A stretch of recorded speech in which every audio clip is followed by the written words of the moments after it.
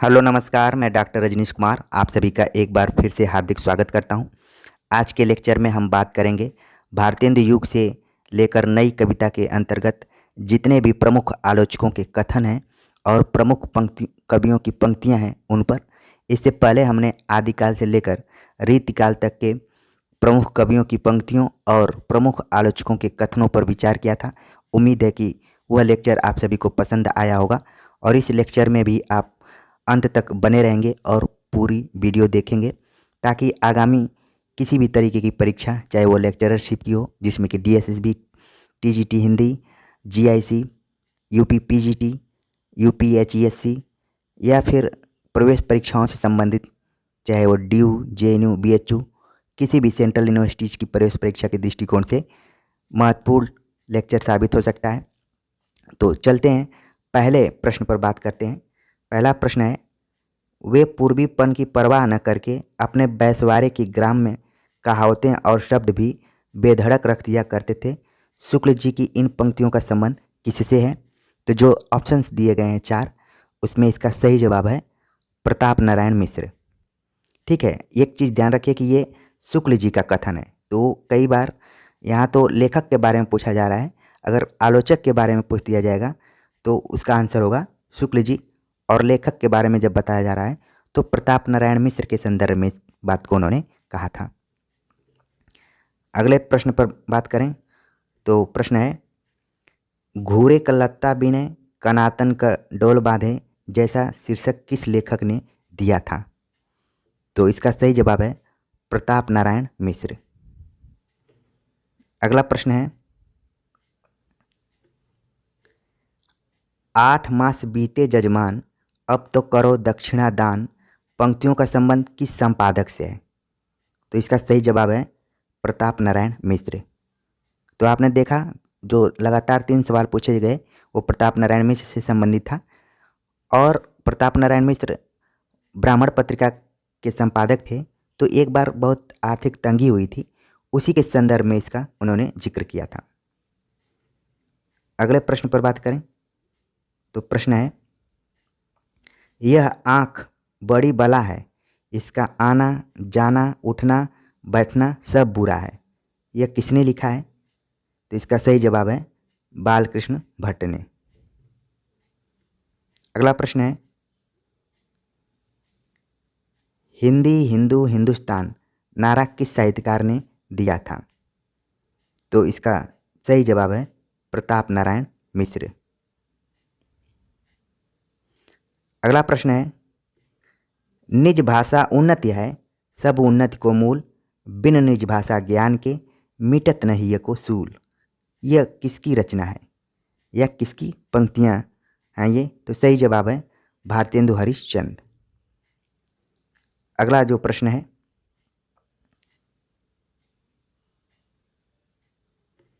जो हो मैंने आप कई बेर परिश्रम किया कि खड़ी बोली में कुछ कविता बनाऊं, पर वह मेरे चितानुसार नहीं है, यह कथन किसका है? तो सही जवाब है भारतेंदु हरिश्चंद्र। जब आप हिंदी साहित्य का इतिहास पढ़ेंगे तो चाहे वो डॉक्टर बच्चन सिंह का पढ़ेंगे या आचार्य रामचंद्र शुक्ल का, इसमें जिक्र किया गया है कि भारतेंदु खड़ी बोली में नाटक, निबंध, यात्रावृत्ति ये सब तो लिख रहे थे, लेकिन कविता लिखने में उनको दिक्कत हो रही थी। उन्होंने इसीलिए कहा कि ब्रज भाषा में जितना मीठापन तरीके से कविता लिखी जा रही है, खड़ी बोली में जब कविता लिखी जा रही है तो उसमें भौड़ीपन नज़र आ रहा है। कई बार ये भौड़ीपन से संबंधित भी सवाल आ जाते हैं, तो ध्यान में रखिए इसको। अगला प्रश्न है, भीतर भीतर सब रस चूसे हंसी हंसी के तन मन धन मुँह से, पंक्ति किस कवि की है? तो इसका सही जवाब है भारतेंदु हरिश्चंद्र। अगला प्रश्न है, भारतेंदु ने जिस प्रकार हिंदी गद्य की भाषा का परिष्कार किया, उसी प्रकार काव्य की ब्रज भाषा का भी, इस पंक्ति के लेखक कौन है? या पूछ देगा इस पंक्ति के आलोचक कौन है, किसका कथन है? तो जो ऑप्शन दिया गया उसमें सही जवाब है रामचंद्र शुक्ल। अगला प्रश्न है, बगियान बसंत बसेरो कियो बसिए तेहि त्याग तपाइए ना, दिन काम कुतूहल के जो बने तिन बीच वियोग बुलाइए ना, उपयुक्त काव्य पंक्तियों के रचनाकार कौन है? तो इसका जो सही जवाब है वो है बद्री नारायण चौधरी प्रेमघन। अगला प्रश्न है, वह हृदय नहीं है पत्थर है जिसमें स्वदेश का प्यार नहीं। यह प्रसिद्ध पंक्तियां किस कवि की हैं?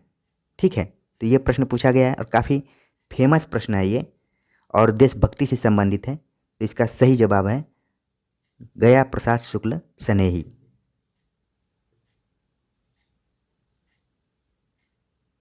अगला प्रश्न है, कविता करके तुलसी न लसे कविता लसी पा तुलसी की कला। तुलसीदास जी के लिए यह प्रशस्ति वचन इसमें से किसका है? तो जिसको नहीं पता होगा तुरंत उसको लगेगा कविता करके तुलसी न लसे कविता लसी पा तुलसी की कला, तो लगेगा कि ये तुलसीदास लिखा गया होगा, द्वारा लिखा गया होगा, क्योंकि यहाँ पर तुलसी लिखा है। जबकि इसका सही जवाब है अयोध्या सिंह उपाध्याय हरिऔध। ठीक है, अगला प्रश्न है,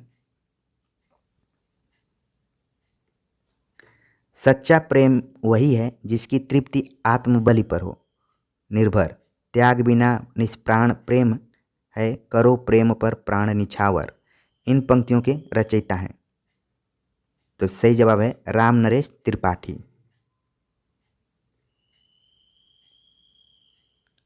अगला प्रश्न है, यदि द्विवेदी जी न उठ खड़े होते तो जैसा अव्यवस्थित व्याकरण विरुद्ध और उटपटांग भाषा चारों ओर दिखाई पड़ी थी उसकी परंपरा जल्दी न रुकती। यह कथन किसका है? तो सही जवाब है आचार्य रामचंद्र शुक्ल का है। अगला प्रश्न है, उठ जाग मुसाफिर भोर भई अब रैन कहाँ जो सोवत है किस अवधि सम्राट कवि की रचना है? तो इसका सही जवाब है बंशीधर शुक्ल। बंशीधर शुक्ल को अवधि सम्राट भी कहा जाता है। तो इसमें आपके 2 प्रश्न तैयार हो रहे हैं, उनको ध्यान में रखिए। अगला प्रश्न है, कविता प्रभावशाली रचना है जो पाठक या श्रोता के मन पर आनंददायी प्रभाव डालती है। काव्य के संबंध में यह विचार किसके हैं? तो इसका सही जवाब है आचार्य महावीर प्रसाद द्विवेदी। अगला प्रश्न है, राम तुम्हारा, यहाँ पर तुम्हारा चरित्र स्वयं ही काव्य है कोई कवि बन जाए सहज संभाव्य है। यह किस कवि ने कहा है? तो सही जवाब है मैथिली शरण गुप्त। अगला प्रश्न है काफ़ी चर्चित प्रश्न, चींटी से लेकर हाथी पर्यंत पशु, भिक्षु से लेकर राजा पर्यंत मनुष्य, बिंदु से लेकर समुद्र पर्यंत जल, अनंत आकाश अनंत पृथ्वी अनंत पर्वत सभी पर कविता हो सकती है। उक्त कथन किस विद्वान का है? तो ये कविता के क्षेत्र को निर्धारित करते हुए महावीर प्रसाद द्विवेदी ने इस बात को कहा था कि कविता का कोई खास क्षेत्र नहीं होना चाहिए बल्कि वो छोटी बड़ी हर विषयों पर लिखी जानी चाहिए। अगला प्रश्न है, दिवस का अवसान समीप था, दिवस का अवसान समीप था गगन था कुछ लोहित हो चला। पंक्तियां किसकी हैं? इसका जो सही जवाब है अयोध्या सिंह उपाध्याय हरिऔध। अगला प्रश्न है, मेरे चपल यौवन बाल अचल अंचल में पड़ा सो मचल कर मत साल। ये काव्य पंक्तियाँ किसके द्वारा रचित हैं? तो सही जवाब है मैथिली शरण गुप्त।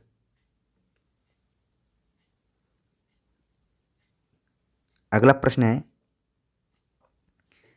अच्छी हिंदी बस एक ही व्यक्ति लिखता था।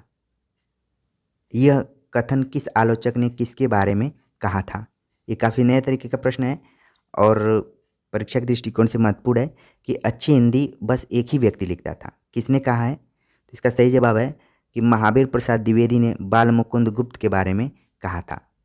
ठीक, तो आलोचक इसमें महावीर प्रसाद द्विवेदी हैं और जो लेखक है वो बाल मुकुंद गुप्त हैं। ठीक, अगला प्रश्न है,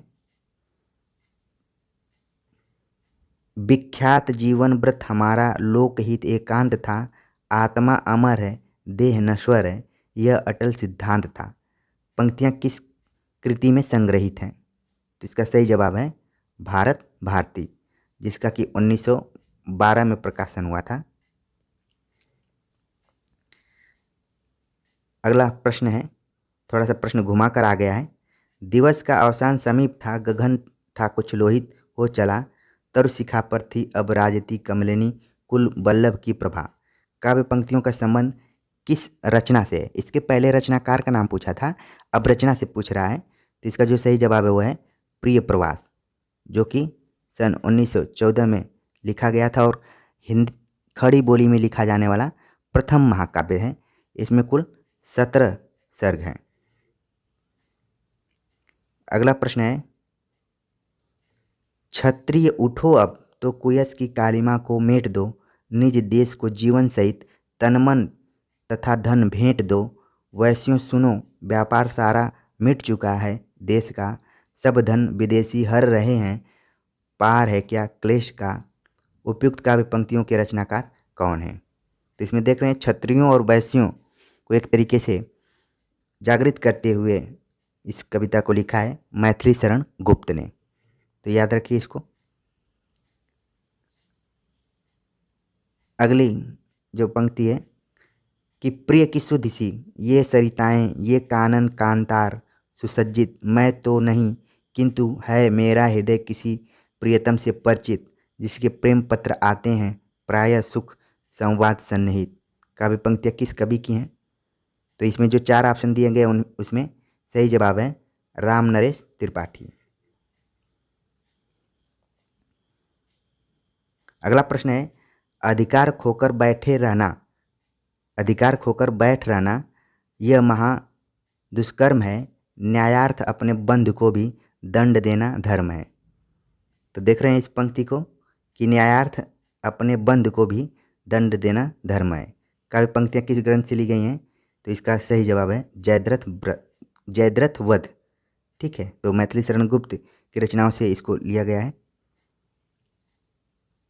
अगला प्रश्न है कि हम कौन थे क्या हो गए हैं और क्या होंगे अभी, आओ विचारें आज मिलकर ये समस्याएं सभी। उपयुक्त काव्य पंक्तियाँ किस कवि की हैं? सही जवाब है मैथिली शरण गुप्त। अगला प्रश्न है, मैं नीर भरी दुख की बदली, मैं नीर भरी दुख की बदली महादेवी वर्मा के उपयुक्त गीत किस काव्य संग्रह से संबंधित हैं? तो पहले तो कई बार एग्जाम में पूछ देता है कि ये किसकी पंक्ति है, तो उसका जवाब यहाँ पर दे दिया गया महादेवी वर्मा। अब पूछा जा रहा है कि कहाँ से, ये किस संग्रह में है, तो इसका सही जवाब है सांध्य गीत। और बाकी देख लीजिए ये सब महादेवी वर्मा की ही रचनाएं हैं, तो इसका जो संकलन हुआ है वो सांध्य गीत में है। अगला प्रश्न है, छायावाद को स्थूल के विरुद्ध सूक्ष्म की प्रतिक्रिया किसने कहा था? तो यहाँ पर कई बार लिख दिया जाता है विद्रोह, सूक्ष्म का विद्रोह किसने कहा था? तो सही जवाब होता है डॉक्टर नगेंद्र।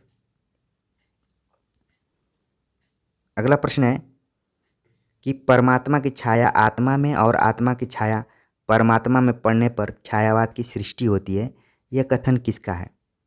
सही जवाब है राम कुमार वर्मा। अगला प्रश्न है, दुख की पिछली रजनी बीच विकसता सुख का नवल प्रभात, यह काव्य पंक्ति किस कृति की है? तो इसका सही जवाब है कामायनी। कामायनी जिसका प्रकाशन 1935 में हुआ था। इसमें कुल 15 सर्ग हैं। ठीक है, जयशंकर प्रसाद की ये फेमस रचना है, महाकाव्य के अंतर्गत आती है। ठीक, तो ये सारी चीज़ें हैं। अगला प्रश्न है कि मानव अथवा प्रकृति के सूक्ष्म किंतु व्यक्त सौंदर्य में आध्यात्मिक छाया का भान मेरे विचार से छायावाद की एक सर्वमान्य व्याख्या हो सकती है। किसका कथन है? ये काफ़ी इंपॉर्टेंट कथन है, लगातार परीक्षाओं में पूछा जाता रहा है। सही जवाब है नंद दुलारे वाजपेयी। अगला प्रश्न है, हो गया है व्यर्थ जीवन मैं रण में गया हार, यह काव्य पंक्ति निराला की किस कविता में है? सही जवाब है वनबेला।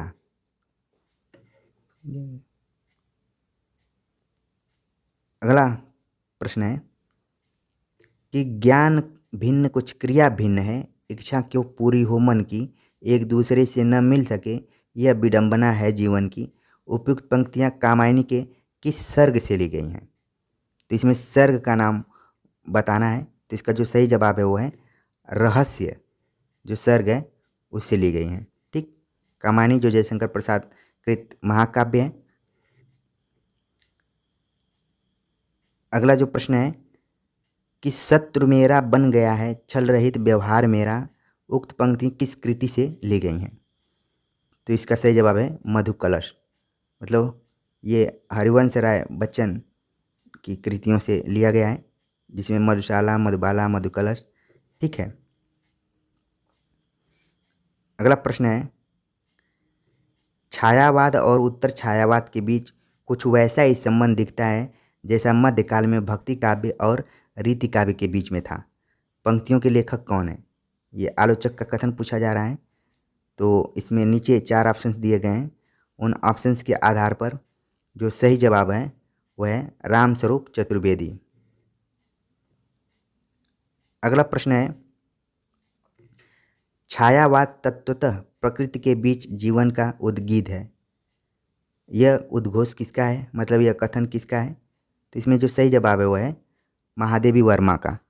लगातार ये कोटेशन आता रहता है एग्जाम में। अगला प्रश्न है कि आराधन का दृढ़ आराधन से 2 उत्तर, तुम वरो विजय संयत प्राणों से प्राणों पर, सरयू में संकलित, राम की शक्ति पूजा से उद्धृत उक्त कथन किसका है? तो इसका सही जवाब है जाम्बवान का।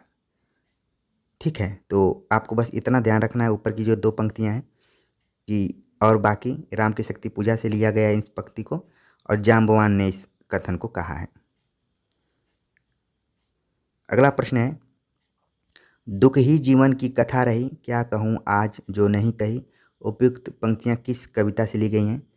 तो पहले तो ध्यान में रखने की ज़रूरत है कि ये निराला द्वारा लिखी गई पंक्तियाँ हैं। ठीक है, ये सरोज स्मृति से ली गई है, जिसे कि हिंदी में प्रथम शोक कविता कहा जाता है।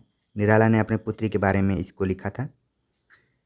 अगला प्रश्न है काव्य आत्मा की संकल्पात्मक अनुभूति है, यह कथन किसका है? सही जवाब है जयशंकर प्रसाद।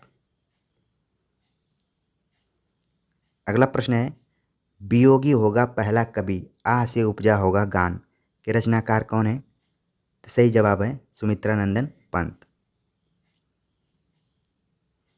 अगला प्रश्न है चंचल किशोर सुंदरता की, मैं करती रहती रखवाली, मैं वह हल्की सी मसलन हूँ जो बनती कानों की लाली। काव्यांश में किसका वर्णन किया गया है या फिर किस सर्ग में किया गया है? तो इसका जो सही जवाब है लज्जा सर्ग में लज्जा का वर्णन। अगला प्रश्न है ओ जीवन की मरु मरीचिका, कायरता के अलस विषाद, काव्यांश में किस भाव का उद्बोधन किया गया है? तो सही जवाब है चिंता। अगला प्रश्न है उज्ज्वल वरदान चेतना का, सौंदर्य जिसे सब कहते हैं, जिससे अनंत अभिलाषा के सपने सब जगते रहते हैं, प्रमुख प्रस्तुत पंक्तियाँ कामायनी के किस सर्ग से उद्धृत हैं? इसका सही जवाब है लज्जा से। और ये काफ़ी इम्पॉर्टेंट पंक्ति है, तो परीक्षाओं में आती रहती है। और एक जो शब्द है यहाँ पर उज्ज्वल लिखा गया है, इसको भी आप देख सकते हैं कि कैसे शुद्ध शब्द लिखा जाता है। अगला प्रश्न है कि संसार का सारा कारोबार बच्चों को खिलाने पिलाने सुलाने आदि के लिए हो रहा है और इस महत्वपूर्ण कर्तव्य में भूल न होने देने का काम माँ नामधारी जीवों पर को सौंपा गया है। ठीक है, माँ नामधारी जीवों को सौंपा गया है, किसका कथन है ये? तो महादेवी वर्मा का है, और ऐसे लग रहा है स्त्री विमर्श से संबंधित ये कोटेशन लग रहा है महादेवी वर्मा का। अगला प्रश्न है यह कथन किसका है? कथन किसका है? कामायनी का महाकाव्यत्व असंदिग्ध है। ठीक, तो ये कथन जो है वो डॉक्टर नगेंद्र का। अगला प्रश्न है नारी तुम केवल श्रद्धा हो, विश्वास रजत नग पक्तल में, पीयूष स्रोत सी बहा करो जीवन के सुंदर समतल में। ये किस सर्ग से लिया गया है? तो इसका जो सही जवाब है वो है लज्जा। लज्जा सर्ग देख रहे हैं कि काफ़ी इससे पंक्तियाँ उठाई जा रही हैं, जो कई बार हम लॉन्ग क्वेश्चन लिखते हैं तो इसमें कोटेशन के रूप में लिखते हैं, लेकिन ध्यान रखना है कि किस सर्ग से ली गई हैं। अगला जो प्रश्न है कि कथन किसका है। वस्तु विन्यास की दृष्टि से कामायनी को दुखांत रचना मान लेने में कोई आपत्ति नहीं है। तो जो ऑप्शन दिए गए हैं उनमें जो सही जवाब है वो है नंद दुलारे वाजपेयी। अगला प्रश्न है गा कोकिल बरसा पावक कर्ण पंक्ति किस रचनाकार की है। सही जवाब है सुमित्रा नंदन पंत। अगला प्रश्न है छायावाद को राष्ट्रीय जागरण की काव्यात्मक अभिव्यक्ति किसने कहा है। काफ़ी इंपॉर्टेंट सवाल। सही जवाब है नामवर सिंह, जिन्होंने अपने छायावाद नामक पुस्तक में इसका जिक्र किया है। अगला प्रश्न है प्रथम रश्मि का आना रंगड़ी तूने कैसे पहचाना पंक्ति किसके द्वारा लिखित है। तो इसका सही जवाब है सुमित्रा नंदन पंत। अगला प्रश्न है गिरा हो जाती है सनयन नयन करते नीरव भाषण जैसे विरोधाभासी चमत्कार का सौंदर्य किसकी कविताओं में प्राप्त है। सही जवाब है पंत। अगला प्रश्न है किस समीक्षक ने कहा छायावादी काव्य में भारतीय परंपरा के जीवन तत्वों का समावेश हुआ है। सही जवाब है नगेंद्र ने। अगला प्रश्न है सुनकर क्या तुम भला करोगे मेरी भोली आत्मकथा अभी समय भी नहीं थकी सोई है मेरी मीन व्यथा। उपयुक्त काव्य पंक्तियाँ निम्नलिखित में से किसके द्वारा रचित गई हैं। तो ये है जयशंकर प्रसाद का। काफ़ी फेमस ये पंक्तियाँ हैं। एक बार शायद सभी रचनाकारों से उनकी आत्मकथा लिखने के लिए कहा गया था जो कि किसी पत्रिका में छपने वाला था। उसी के संदर्भ में इन्होंने लिखा कि सुनकर क्या तुम भला करोगे मेरी भोली आत्मकथा। अगला जो प्रश्न है काफ़ी बड़ा प्रश्न है निराला जी पर बंग भाषा की काव्य शैली का प्रभाव समास में गुम्फित पद्वलरी क्रियापद के लोप आदि में स्पष्ट झलकता है। लाक्षणिक वैलक्षण्य लाने की प्रवृत्ति इनमें उतनी नहीं पाई जाती जितनी प्रसाद और पंत में। उपयुक्त कथन किसका है। तो इसका जो सही जवाब है वो है रामचंद्र शुक्ल का है। और कोटेशन से ही पता चल जाता है कि कितना कठिन रामचंद्र शुक्ल लिखा करते थे। ठीक है, ये थोड़ा सा झिलमिल टाइप का आ गया है, फिर भी इसको पढ़ते हैं हम। इस समय तो भारतीय पुरुष जैसे अपने मनोरंजन के लिए रंग बिरंगे पक्षी पाल लेता है, उपयोग के लिए गाय और घोड़ा पाल लेता है, उसी प्रकार वह एक स्त्री को पालता है तथा पालित पशु पक्षियों के समान वह उसके शरीर और मन पर अधिकार समझता है। किसका कथन है। तो ये जाहिर सी बात है महादेवी वर्मा ने इसको लिखा है। अगला प्रश्न है सबका निचोड़ लेकर तुम सुख से सूखे जीवन में बरसों प्रभात हिमकन सा आंसू इस विश्व सदन में पंक्तियाँ किस कवि की हैं। इसका सही जवाब है जयशंकर प्रसाद। देख रहे हैं आंसू आ गया। तो अगला प्रश्न है कामायनी को छायावाद का उपनिषद किसने कहा है। सही जवाब है शांति प्रिय द्विवेदी ने। अगला प्रश्न है धिक जीवन जो पाता ही आया है विरोध पंक्ति में किसके जीवन सत्य की अभिव्यक्ति मिलती है। सही जवाब है निराला की। हालांकि उन्होंने राम की शक्ति पूजा में इस पंक्ति का जिक्र किया है, लेकिन यह माना जाता है कि उसमें जो राम है वो खुद निराला ही हैं। अगला सवाल है स्नेह निर्झर बह गया है रेत जो तन रह गया है उपयुक्त गीत किस कवि का है। ठीक है, इसका सही जवाब है सूर्यकांत त्रिपाठी निराला। अगला प्रश्न है तेरा वैभव देखूं या जीवन का क्रंदन देखूं यह पंक्ति किसकी है। सही जवाब है महादेवी वर्मा। अगला प्रश्न है इस करुणा कलित हृदय में अब विकल रागनी बजती क्यों हाहाकार स्वरों में वेदना असीम गरजती इस पंक्ति के रचनाकार कौन है? तो सही जवाब है जयशंकर प्रसाद। अगला प्रश्न है, मिलन का मत नाम लो मैं विरह में चीर हूँ, पंक्ति किस रचनाकार की है? सही जवाब है महादेवी वर्मा। अगला प्रश्न है, यदि श्रद्धा और मनु अर्थात मनन के सहयोग से मानवता का विकास रूपक तो भी बड़ा भावमय और श्लाघ्य है, यह कथन किसका है? तो सही जवाब है वो जयशंकर प्रसाद। अगला प्रश्न है, मनु श्रद्धा और ईड़ा इत्यादि अपना ऐतिहासिक अस्तित्व रखते हुए सांकेतिक अर्थ की भी अभिव्यक्ति करें तो मुझे कोई आपत्ति नहीं, यह कथन किसका है? तो जयशंकर प्रसाद का है। और ये जो मनु श्रद्धा और ईड़ा हैं ये सब कामायनी के पात्र हैं। ठीक। अगला प्रश्न है, किस छायावादी कवि की कविता में माधुर्य गुण की अधिकता को रेखांकित करते हुए आचार्य रामचंद्र शुक्ल ने उसे मधुचर्या का कवि कहा है? काफ़ी अच्छा सवाल। सही जवाब है जयशंकर प्रसाद। जयशंकर प्रसाद को प्रेम और सौंदर्य का भी कवि कहा जाता है। प्रेम और सौंदर्य जहाँ पर माधुर्य गुण रहेगा वहीं पर होता है। अगला प्रश्न है, चाह नहीं मैं सुरबाला के गहनों में गूथा जाऊं नामक पुष्प की अभिलाषा कविता किस कवि की रचना है? तो यह माखनलाल चतुर्वेदी। अगला प्रश्न है, जिस तरह हम बोलते हैं उस तरह तू लिख और उसके बाद भी हमसे बड़ा तू दिख, पंक्ति के रचनाकार कौन है? सही जवाब है भवानी प्रसाद मिश्र।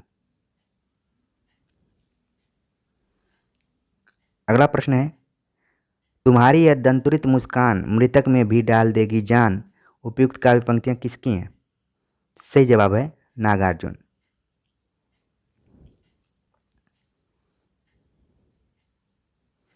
अगला प्रश्न है, रचना न तो दर्शन है और न किसी ज्ञानी के प्रौढ़ मस्तिष्क का चमत्कार, यह तो अंततः एक साधारण मनुष्य का शंकाकुल हृदय ही है जो मस्तिष्क के स्तर पर चढ़कर बोल रहा है। रामधारी सिंह दिनकर द्वारा कहा गया यह कथन किस काव्य के संदर्भ में है? तो इसका जो सही जवाब है वो है कुरुक्षेत्र। अगला प्रश्न है,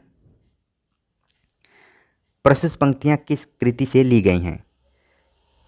इस वैयक्तिक भोगवाद से फूटी विष की धारा तड़प रहा है जिसमें पढ़कर मानव समाज यह सारा, तो इसका जो सही जवाब है वो है कुरुक्षेत्र। ठीक, कुरुक्षेत्र रामधारी सिंह दिनकर की काव्य कृति से इसको लिया गया है। अगला प्रश्न है, सबको मुक्त प्रकाश चाहिए, सबको मुक्त समीरण, बाधा रहित विकास, मुक्त आशंकाओं से जीवन, ये पंक्तियां किस कृति से ली गई हैं? तो इसका जो सही जवाब है वो है कुरुक्षेत्र। तो लगातार कुरुक्षेत्र से पंक्तियों को उठाया गया है। अगला प्रश्न है कि अगर मैं तुमको ललाती सांझ के नफ की अकेली तारिका अब नहीं कहता, या शरद के भोर की निहार निहाई कुई टटकी कली चंपे की वगैरह, तो ये पंक्ति दी गई है किसकी है? अज्ञेय की यहाँ पर है बताया गया है, और किस कविता से उद्धृत है? तो इसका सही जवाब है कलगी बाजरे की। अगला प्रश्न है, प्रयोगवाद बैठे ठाले का धंधा है, किसने कहा था? काफ़ी फेमस प्रश्न लगातार परीक्षाओं में आता है, नंदुलारे वाजपेयी। अगला प्रश्न है, ये उपमान मैले हो गए हैं, देवता इन प्रतीकों के कर गए हैं कूच, कभी वासन अधिक घिसने से मुलम्मा छूट जाता है, पंक्तियां किस कवि की हैं? सही जवाब है सच्चिदानंद हीरानंद वात्स्यायन अज्ञेय। ये भी उसी चैप्टर से लिया गया है, कलगी बाजरे से ही। अगला प्रश्न है, मैं रथ का टूटा हुआ पहिया हूँ लेकिन मुझे फेंको मत, ये किस कवि की पंक्तियां हैं? सही जवाब है धर्मवीर भारती। अगला प्रश्न है, सिर पर जूता पैर में टोपी ने नई कविता को बदनाम किया तो एक संस्कार भी दिया, इस कविता के रचयिता कवि कौन है? सही जवाब है लक्ष्मीकांत वर्मा। ठीक है, तो हमने देखा भारतेंदु युग से लेकर नई कविता से के अंतर्गत जितने भी आलोचकों के कथन रहे और प्रमुख पंक्तियाँ रहीं, फिर भी ध्यान में रखने की ज़रूरत है कि जिन कालखंडों के, क्योंकि आधुनिक काल में छोटा छोटा ज़्यादा कालखंड है और कुछ फेमस कवि हैं, उनकी पंक्तियाँ प्रायः परीक्षाओं में पूछी जाती हैं, जिसमें कि धूमिल की पंक्तियों को ध्यान में रखने की ज़रूरत है। मुक्तिबोध की कुछ पंक्तियाँ हैं, उनको ध्यान में रखने की ज़रूरत है। रघुवीर सहाय की पंक्तियों से संबंधित हैं। जितने भी तार सप्तक के कवि हैं, उनकी कुछ चुनिंदा रचनाओं और पंक्तियों को आप अगर ध्यान में रखते हैं तो ज़्यादा अच्छा रहेगा। बाकी छायावाद, प्रगतिवाद से भी सवाल आते हैं पंक्तियों से, उनके कवियों की पंक्तियों से। और द्विवेदी युग में मैथिली शरण गुप्त की कुछ पंक्तियाँ जो कि परीक्षा में प्रायः पूछी जाती हैं। तो कुल मिला जुलाकर हमने इस लेक्चर में देखा प्रमुख पंक्तियों को और प्रमुख आलोचकों के कथनों को। उम्मीद है कि यह लेक्चर आप सभी को पसंद आया होगा। कमेंट्स कर ज़रूर बताइए। मिलते हैं एक नए टॉपिक के साथ, तब तक के लिए।